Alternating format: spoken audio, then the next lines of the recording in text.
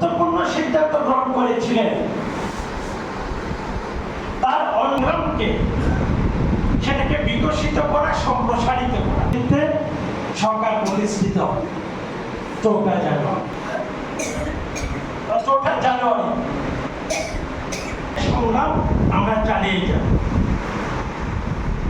আদায় করে আমরা যেতে পারি, তাতে কোনো অসুবিধা নেই।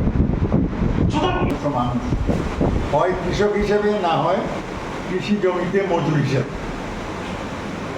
আমাদের ত্রিপুরায় আমরা তাদেরকে ক্ষেত মজুর বলি।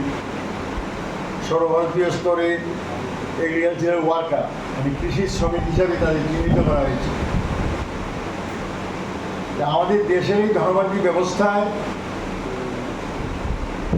পুঁজিবাদের নিয়ম অনুযায়ী সকল সম্পদ ক্রমশ কিছু লোকের কাছে পুঞ্জীভূত হচ্ছে। জমিও গরিব প্রান্তিক যে চাষি তাদের হাত থেকে ধনী এবং অকৃষক যোদ্ধাদের হাতে স্থানান্তর হয়ে যাচ্ছে। ফলে কাল যার জমি ছিল, আজকে সে সেই জমিতে মজুর হিসেবে কাজ করছে। তাহলে এই ক্ষেত মজুরের সংখ্যা বাড়ছে। 1951 সালের সেন্সাসে দেখা গেছে সারা দেশে ক্ষেত মজুরের সংখ্যা ছিল 2 কোটি। 2011 পর 21-এ যে সেন্সাস হওয়ার কথা, যেটা এখনো হয়নি, 2026-এ হবে বলে আলোচনা হচ্ছে। আমরা নিশ্চিত যে সেখানে 20 কোটি ক্ষেত মজুরের সংখ্যা বেরিয়ে আসে। জনসংখ্যা বেড়েছে 4 গুণ, 35 কোটি থেকে 140 কোটি। ক্ষেত মজুরের সংখ্যা দাঁড়াবে 10 গুণ।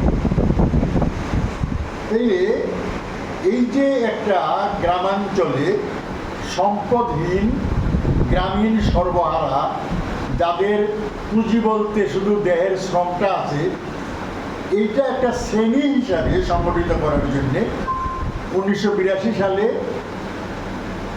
কৃষক সভা মেদিনীপুর সম্মেলন থেকে জন্ম নিল সারা ভারত কৃষি শ্রমিক ইউনিয়ন। আমাদের রাজ্যে ওই ইউনিয়ন জন্ম হবে, এটাকে ধরে আমাদের রাজ্যে 79 সাল থেকে মেম্বারশিপ শুরু হলো। 80 সালে প্রথম সম্মেলন হলো। সেই সম্মেলনের মধ্যে দিয়ে রাজ্য কাউন্সিল গঠিত হলো এবং আজকে আমরা সেটা চালিয়ে যাচ্ছি। এই সংগঠন 13,404 মেম্বার দিয়ে শুরু হয়েছিল। 17-18 সালে আমাদের এই মেম্বারশিপ 2,53,000-এ একটা অনুকূল পরিস্থিতিতে আমরা করেছি। এখন আমাদের মেম্বারশিপ গত বছর 81,648। এবার ইতিমধ্যে যতটুকু খবর এসেছে বা জমা পড়েছে, 85,000-এর মতো মেম্বারশিপ এসেছে, আরও 10,000 আসতে পারে। আমাদের এইবারের টার্গেট ছিল 1 লক্ষ পরিবারে যাও, 1 লক্ষ মেম্বারশিপ সংগ্রহ করো 1000টা গ্রাম থেকে।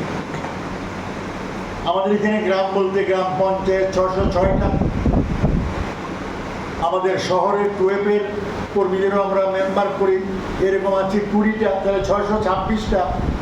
আর উপজাতি এলাকায় আছে 587টা ভিলেজ কমিটি। এই সব মিললে